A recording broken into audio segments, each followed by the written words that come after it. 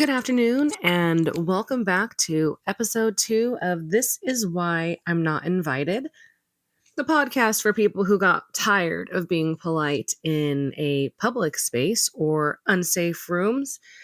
I'm going to say all of the things that you wish you would have said out loud, but you didn't. And here I am, expressing your deepest, darkest, intrusive thoughts. I'm Nova Nebula, in case you forgot.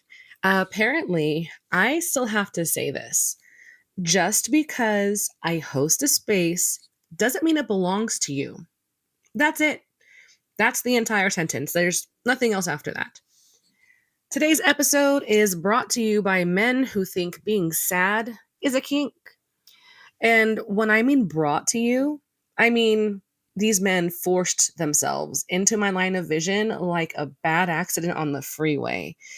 We're talking about pity play, weaponized desperation, the men who keep trying to dominate an entire room when they couldn't dominate their lunchbox, and basically just being entitled. As a majority of you may or may not be aware, I actually run my own event space that is a dungeon local to Southern California. And apparently, hosting a kink event means that every person can come that thinks they want to come, but that's not the problem. The problem is the type of people that come think that the rules that I've created for my space were meant for other people and not themselves. Let me tell you about what happened. I host events, which is happening all the time. I host events every single weekend, Thursday through Sunday, usually doing some kind of event, usually running something. And this event was basically like every other day until it wasn't. I had the misfortune of having about 3 or 4 people coming to my event that had the highest level of entitlement. And I'm not even being dramatic. It was so bad that I literally have labeled all of these men as red flags, and they have been permanently banned from my space, my venue, and my events. So don't worry about them because we're not going to be seeing them at my venue anymore. The 4 men that we're going to talk about today, the first one was basically a man who tried to dominate the entire room. Another is a man that I don't even remember, but apparently I rejected him 2 years ago, which, again, a far and long forgotten thought. But he came back to my space and then gave me attitude. There was another man that tried to get in without signing the waiver, having his ID verified, or paying. And lastly, there is a so-called quote-unquote virgin that basically went up to every living, breathing person in the room and tried to get them to feel bad enough to play with him, which this is all insane. This is absolutely crazy. All of these behaviors are dangerous. They are different tactics based in different behaviors, and none of these men and none of these behaviors belong in the space that I have tried very hard and curated to exist. Tonight was going to be a good night, you guys. It was going to be chill. We just got some good news. The lights were set, the music was chill, people were coming, having good conversations, old friends were basically hanging out. And then these men started to come. Not all at once. There was a little bit of a break in between, but they started to trickle in. And one was just, it was getting worse. So the previous one was worse than the other, if you could believe that. One of the things that all of these men had in common was the crazy amount of entitlement that they have and they carried around with them to everybody in the space. So I'm definitely using the word entitled a lot, but it wasn't just entitlement. There was this wave of desperation. These men were having absolutely no idea what boundaries are, or that they were just blatantly running through them with complete disregard. Entitlement to the space itself, entitlement to attention goers, entitled to people, their personal space, their attention span. So this is absolutely crazy. This is, again, a public service announcement that my space is not a rehabilitation center for your inability to respect people, women, their attention, their body. That's it. It isn't a halfway house for men who mistake presence for permission. We are going to start today's episode by talking about Mr. Mr. Sword Guy. We're actually calling him the Sword Guy now. I'm not going to say his real name, and I really don't even know it. I don't even remember his username, but that's not important. He is going to be ever and forever called the Sword Guy. So this is Mr. Let Me Dom the entire room.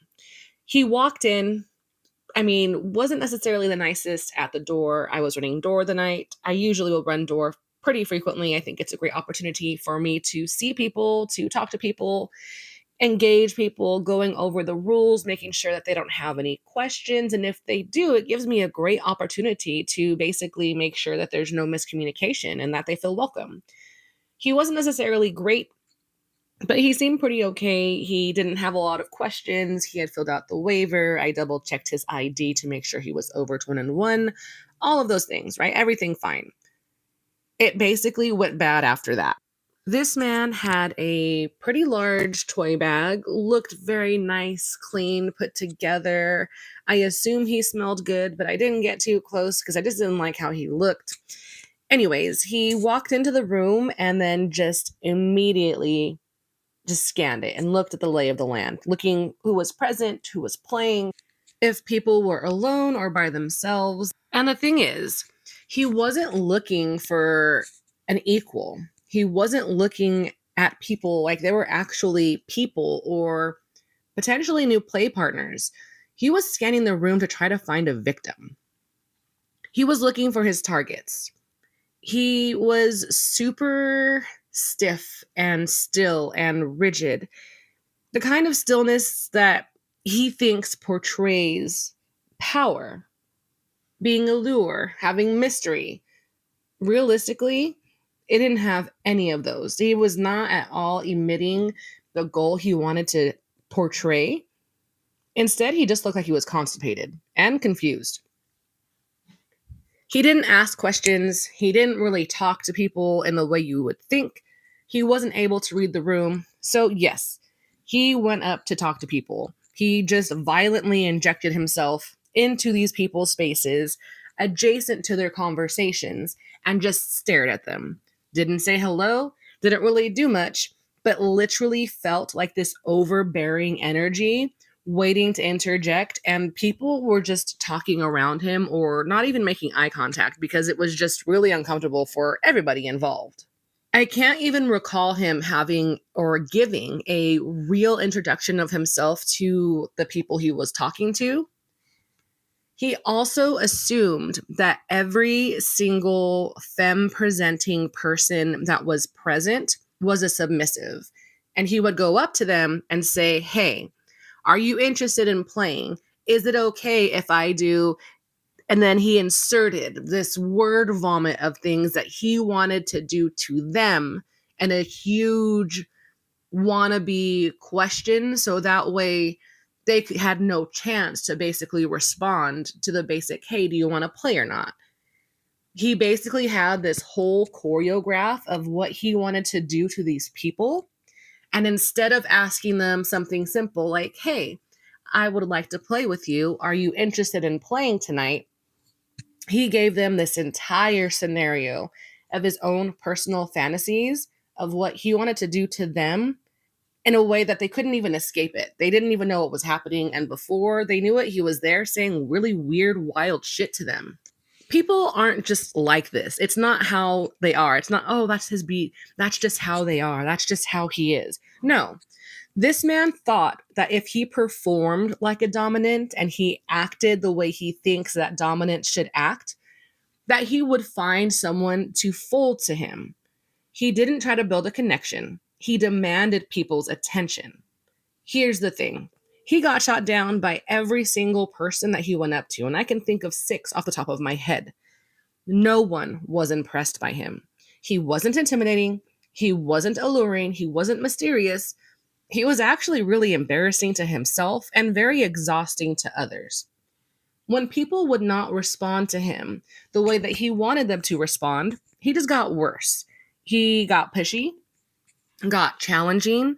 He actually told my friend who was basically behind the bar that night, "Hey, are you playing tonight?" She responded, "No, I'm not playing." He literally looked at her and said, "Well, you look like you're dressed to play." First of all, huge red flag. Honestly, absolutely and completely unacceptable. Whenever somebody says that, this man makes me think he's unsafe because he thinks that consent is based on the outfit. Keep in mind, my friend was wearing a bikini. It wasn't even lacy lingerie. I've seen her with far less clothes than what she wore that night, and I cannot believe this man had the audacity to say something so atrocious. Banned. Banned. Never allowed back. He's never coming back. What makes this man such a huge problem, besides obviously not knowing what no is, not knowing when to walk away, and not accepting a no, is that he's not doing this because of sexual gratification. It's not even about power. All he wants to do is basically grab and demand and force everyone to pay attention to him because he wants people to submit to his presence. He wants to feel like he matters, like he is important. That's not a dominant. That's an attention seeker with a God complex. It's cringy, but not just cringy, it's unsafe. People like that do not know the difference between consent and compliance. And I am not going to let him find out anything about that in my space. Banned. We are going to keep on rolling with man number 2. This one is actually quite personal, if you could say that, because I'm not going to. But apparently, we have a history together that I'm not even completely aware of, honestly. So, this man comes to my event with one of the people or a couple that comes to my event all the time, and I love them. They're great, they're funny, they have great manners, they're pretty hot, all the wonderful things.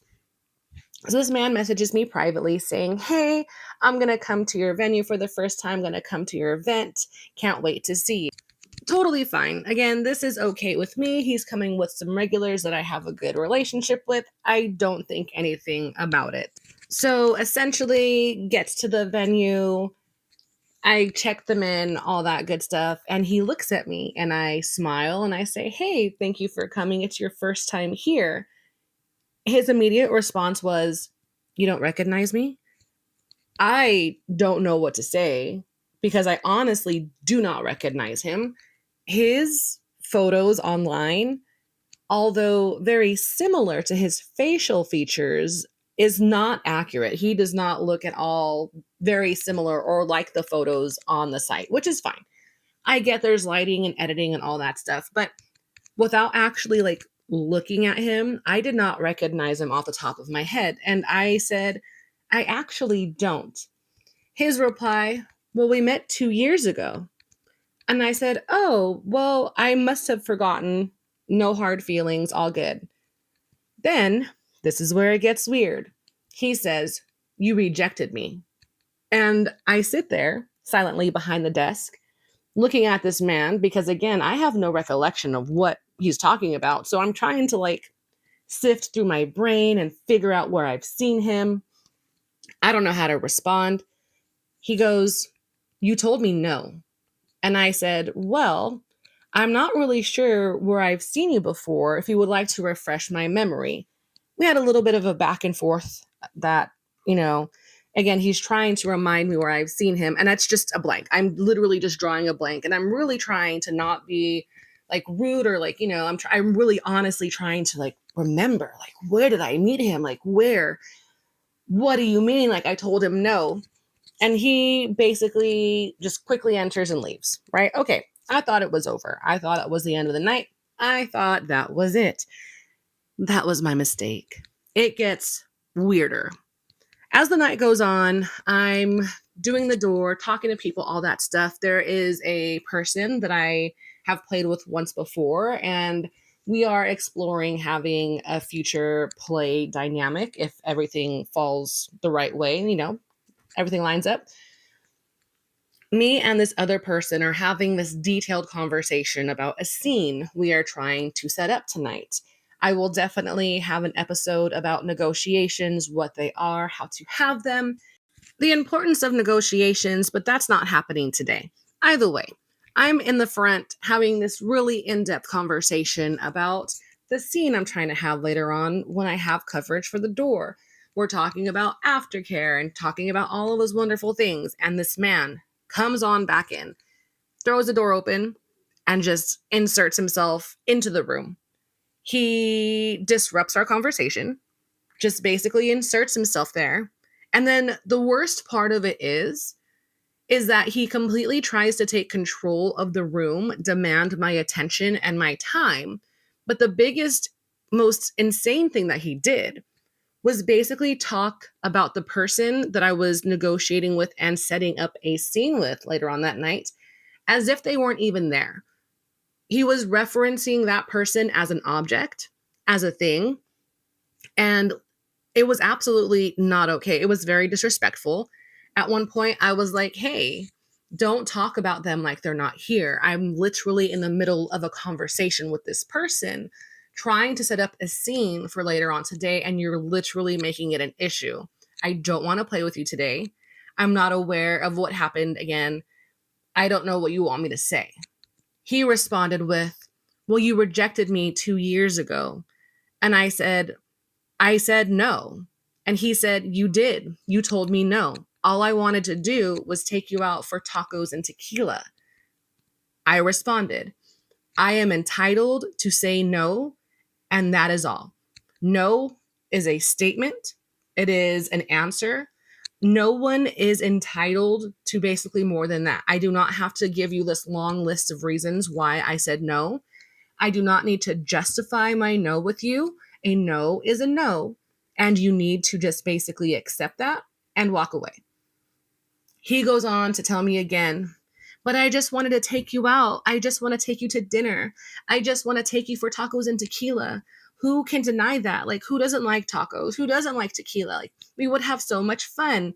And this third person, this poor person, is just trapped in like the room like a sad fly on the wall, just witnessing this man spiral and have word vomit about how upset he is that I will not go out with him for a date. And I told him no for tacos and tequila. Again, I have to reiterate, I do not remember you from 2 years ago. I don't remember our previous conversations. I was uninterested then. And yes, I was friendly to you earlier, but now it's getting to the point where I really don't even want to speak to you because of how you're acting. I don't appreciate the way you're acting. It's really, really weird. He goes on to say, you made me very, very sad, and you broke my heart. Hear me out. I am not the one for emotional manipulation or emotional blackmail. You will not get that from me.